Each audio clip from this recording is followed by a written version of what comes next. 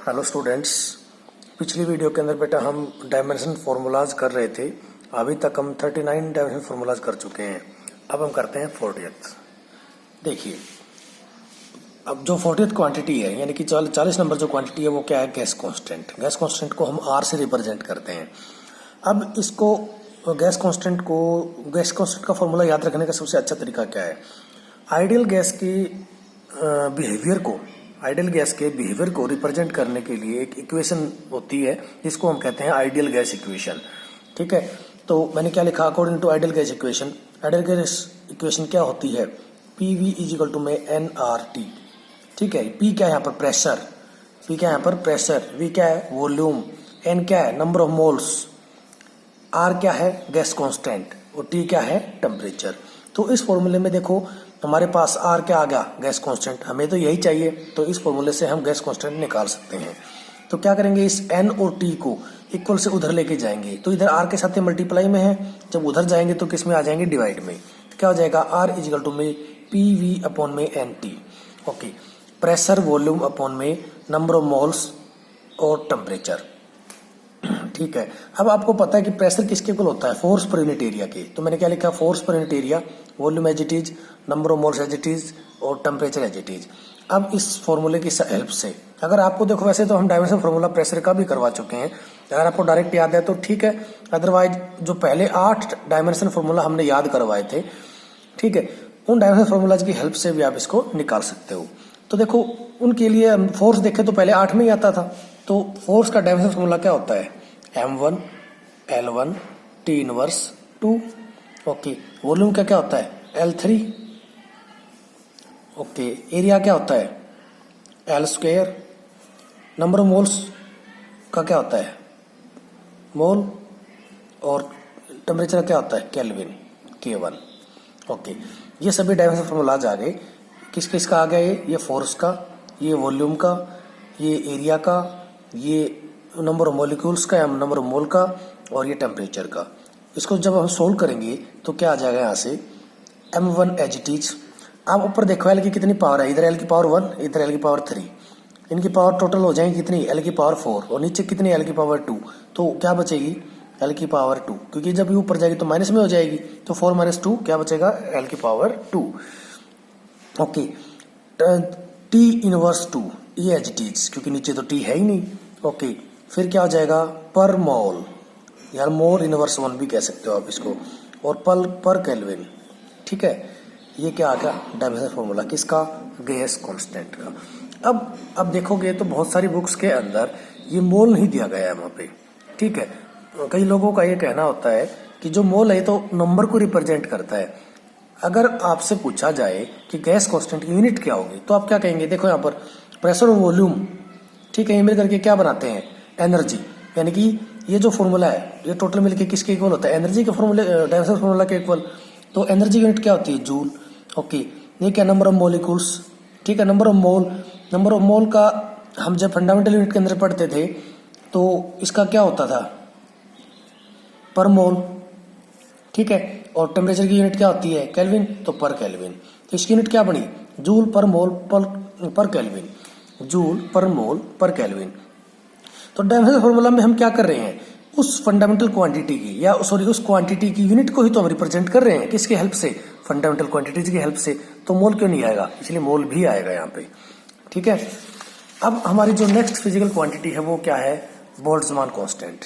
देखो बेटा, जितने भी हम ये कांस्टेंट जितने भी कर रहे हैं, जैसे कि ग्रेविटेशनल कांस्टेंट था, गैस कांस्टेंट है, बोल्ट्जमान कांस्टेंट है, प्लांक्स कांस्टेंट है, ये सभी इंपॉर्टेंट डायमेंशन फॉर्मूलाज होते हैं। इनमें से कोई ना कोई पेपर में जरूर आता है। ओके, अब आता है बात किसकी? बोल्ट्जमान कांस्टेंट की। अब बोल्ट्जमान कांस्टेंट को हम गैस कांस्टेंट से भी याद रख सकते हैं, या उससे भी इजी वे में आपको बताता हूँ कि किसी भी गैस के जो मॉलिक्यूल्स होते हैं उनकी कुछ काइनेटिक एनर्जी होती है, और वो किस पे डिपेंड करती है? टेम्परेचर पे डिपेंड करती है। जितने ज्यादा टेम्परेचर होगा काइनेटिक एनर्जी भी उतनी ही ज्यादा होगी। ठीक है, तो हमने लिखा kinetic energy of molecules of A gas at T kelvin, यानी कि किसी टी टेम्परेचर के ऊपर मॉलिक्यूल्स की काइनेटिक एनर्जी को हम किससे लिखते हैं? काइनेटिक एनर्जी इक्वल टू में 3/2 kT।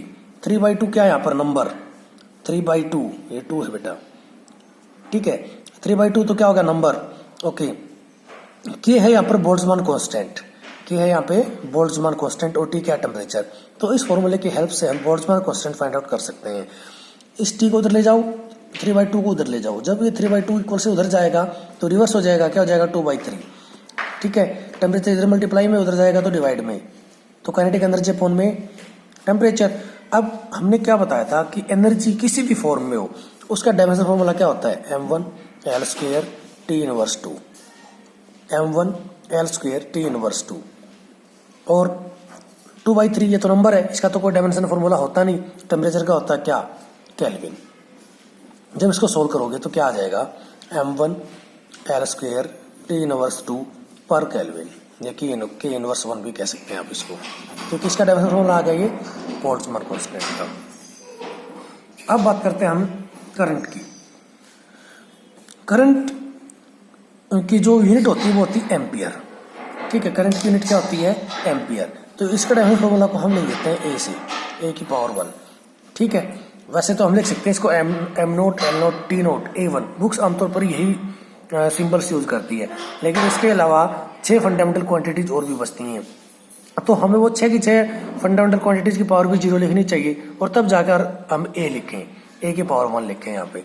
ठीक है, तो मैंने इसलिए वो वहाँ पर वो सभी 6 क्वांटिटीज नहीं लिखी हैं, क्योंकि किसी की पावर 0 1 ही होता है, तो इन्हें सिर्फ हमने यहाँ पर क्या लिखा, a⁻1। Okay, charge. Next physical quantity is charge. देखो यहाँ पर चार्ज का जो फॉर्मूला होता है वो क्या होता है, करंट इनटू में टाइम। ठीक है, या सिंपली कह सकते हो करंट किसके लिए होता है, चार्ज पर यूनिट टाइम। तो जब चार्ज पर यूनिट टाइम, तो टाइम को उधर ले जाओगे तो करंट के साथ तो मल्टीप्लाई में ही आएगा। तो करंट की यूनिट, करंट का डायमेंशन फॉर्मूला हमने अभी भी बताया क्या, a⁻1। ठीक है, और टाइम का आपको पता ही है कितना, t⁻1। इसको जब सोल्व करोगे तो आ जाएगा करंट का dimension formula a⁻1 t⁻1। Okay, next physical quantity is electric field intensity. देखो बेटा, जब हम फील्ड इंटेंसिटी की बात कर रहे थे, पीछे हमने बात की थी ग्रेविटेशनल फील्ड इंटेंसिटी, हमने वहां पर भी बताया था, जहां पर फील्ड इंटेंसिटी की बात है समझो वहां पर फोर्स होगा, और फोर्स के बटे में हम क्या लिखेंगे, रीजन ऑफ दैट फोर्स। ठीक है, कॉज ऑफ दैट फोर्स। तो यहाँ पर इलेक्ट्रिक फील्ड इंटेंसिटी की बात हो रही है, तो यानी कि यहाँ पर कैसा फोर्स डेवलप हो रहा है, इलेक्ट्रिक फोर्स, है ना। तो इलेक्ट्रिक फोर्स किसकी वजह से डेवलप होता है, चार्ज की वजह से। तो हमने फोर्स को क्या किया, चार्ज से डिवाइड कर दिया। ठीक है, अब अभी इससे पहले हमने बताया था कि चार्ज किसके इक्वल होता है, करंट इनटू में टाइम, और फोर्स का डायमेंशन फॉर्मूला आपको पता ही है। देखो लिखो क्या होगा, फोर्स का डायमेंशन फॉर्मूला होता है m1 L1 T inverse 2। Okay, और फिर क्या है, करंट का डायमेंशन फॉर्मूला क्या होता है, एम्पियर, और टी क्या है, टाइम का डायमेंशन फॉर्मूला क्या होता है, t1। ठीक है बेटा, जब इसको ऊपर लेके जाओगे तो सोल्व करेंगे, क्या आ जाएगा, m1 L1 as it is. अब देखो टी की पावर नीचे 1 है, ऊपर टी की पावर -2 है।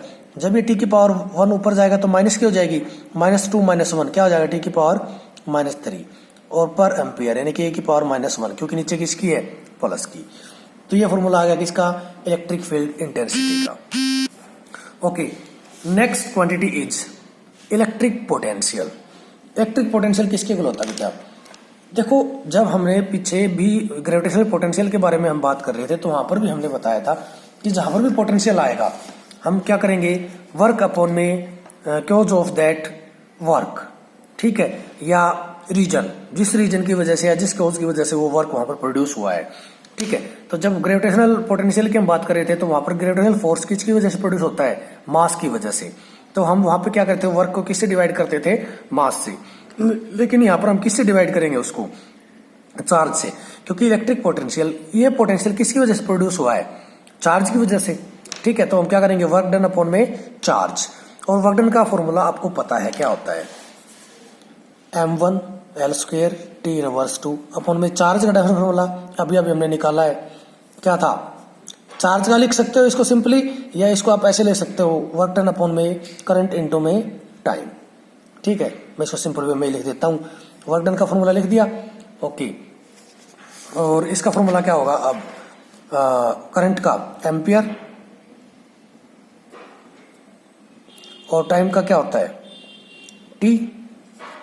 ठीक है, इसको सोल्व करोगे तो क्या आ जाएगा, m1 L square as it is T inverse cube upon A inverse 1।